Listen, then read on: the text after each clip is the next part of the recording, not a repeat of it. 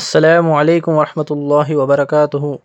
யார் இந்த துவாவை ஓதுகிறாரோ அவருக்கு சொர்க்கம் கடமையாகிறது. அபு சயீத் அல் குத்ரி ரலியல்லாஹு அன்ஹு அவர்கள் அறிவிக்கிறார்கள், அல்லாஹ்வின் தூதர் ஸல்லல்லாஹு அலைஹி வஸல்லம் அவர்கள் கூறினார்கள், யார் 3 முறை இந்த துவாவை காலை மாலையில் ஓதுகிறாரோ அவருக்கு சொர்க்கம் கடமையாகி விடுகிறது.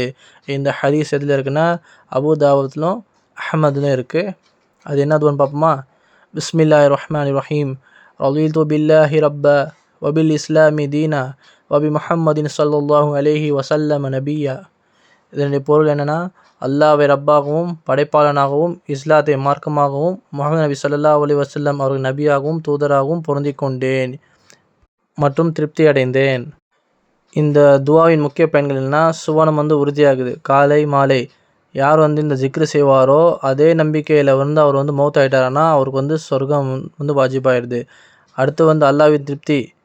யார் இந்த துவா ஓதுறாங்களோ அல்லாஹ் சுப்ஹானஹு வ தஆலா அவங்கள பார்த்து மகிழ்ச்சி அடைகிறான். அடுத்ததாக ஈமானில் உறுதியாகுது. இஸ்லாமிய நம்பிக்கையிலும் மன உறுதி அல்லாஹ் சுப்ஹானஹு வ தஆலா நம்ம உள்ளத்தில் ஏற்படுத்துகிறான். இன்ஷா அல்லாஹ் இந்த துவாவை அதிகமாக ஓதுவோமா? அல்லாஹ் சுப்ஹானஹு வ தஆலா இந்த துவாவை அதிகமாக ஓதக்கூடிய பாக்கியத்தை நம்ம தந்துருவானாக. ஆமீன். மேலும் இந்த வீடியோ லைக் பண்ணுங்கள், ஷேர் பண்ணுங்கள், சப்ஸ்கிரைப் பண்ணுங்கள், உங்களுடைய ஃப்ரெண்ட்ஸுக்கு ஷேர் பண்ணுங்கள்.